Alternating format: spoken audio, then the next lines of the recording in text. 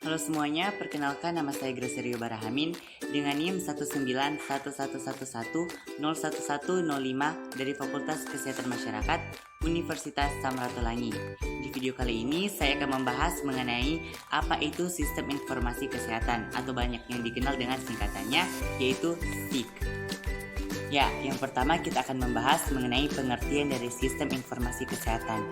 Sistem Informasi Kesehatan adalah gabungan perangkat dan prosedur yang digunakan untuk mengelola siklus informasi, mulai dari pengumpulan data sampai dengan pemberian umpan balik. Untuk mendukung pelaksanaan tindakan tepat dalam perencanaan, pelaksanaan, pemantauan, dan kinerja kesehatan. Dan sistem informasi kesehatan adalah integrasi antara perangkat, prosedur, dan kebijakan yang digunakan untuk mengelola siklus informasi secara sistematik untuk mendukung pelaksanaan manajemen kesehatan yang terpadu dan menyeluruh dalam kerangka pelayanan kesehatan kepada masyarakat. Sistem informasi kesehatan di Indonesia telah mengalami 3 pembagian masa sebagai berikut. Yang pertama adalah era manual sebelum 2005 dan yang kedua adalah era transisi tahun 2005 sampai 2011 dan yang ketiga adalah era komputerisasi mulai dari 2012 hingga pada saat ini. Masing-masing era sistem informasi kesehatan memiliki karakteristik yang berbeda sebagai bentuk adaptasi dengan perkembangan zaman atau kemajuan teknologi informasi dan komunikasi. Yang pertama kita akan membahas mengenai era manual, yaitu sebelum 2005. Jadi, era manual ini dimulai sebelum tahun 2005. Pada era manual, aliran data terfragmentasi. Aliran data dari sumber data ke pusat melalui berbagai jalan. Data dan informasi dikelola dan disimpan oleh masing-masing unit di Departemen Kesehatan.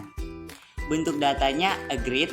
Kelemahannya adalah sering terjadinya duplikasi dalam pengumpulan data dan sangat beragam bentuk laporannya. Kemudian, validasinya masih diragukan. Data ada yang sulit diakses karena kebanyakan duplikasi, permasalahan kelengkapan dan validitas. Maka data sulit diolah dan dianalisis. Dan terpenting, dalam pengambilan data masih banyak menggunakan kertas sehingga tidak ramah lingkungan. Yang kedua adalah era transisi, yaitu 2005 hingga 2011. Di era transisi ini, komunikasi data sudah mulai terintegrasi. Persebaran data sebagian besar dan data agreed dan sebagian kecil data individualis. Sebagian data sudah terkomputerisasi dan sebagian data masih manual. Keamanan dan kerahasiaan data kurang terjamin. Pada masa transisi ini, posisinya kurang setengah-setengah karena mulai menggunakan sistem komputerisasi dan masih belum meningkatkan sistem manual. Selanjutnya kita masuk ke era yang ketiga, yaitu era komputerisasi mulai dari 2012.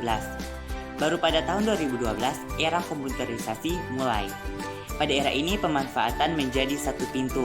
Data yang ada adalah individual. Dari unit pelayanan kesehatan langsung diunggah ke bank dan dipusatkan ke penerapan teknologi mHealth, di mana data dan langsung diunggah ke bank data.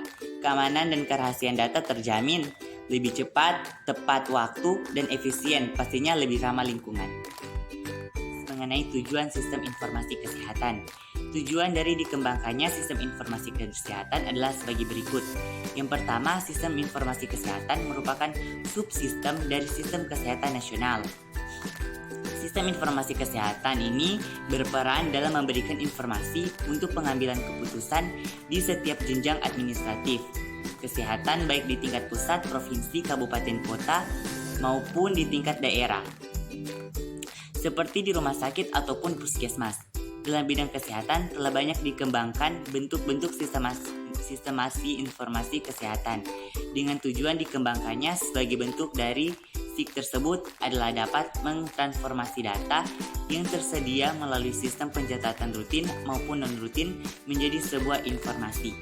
Selanjutnya kita akan membahas manfaat dari sistem informasi kesehatan.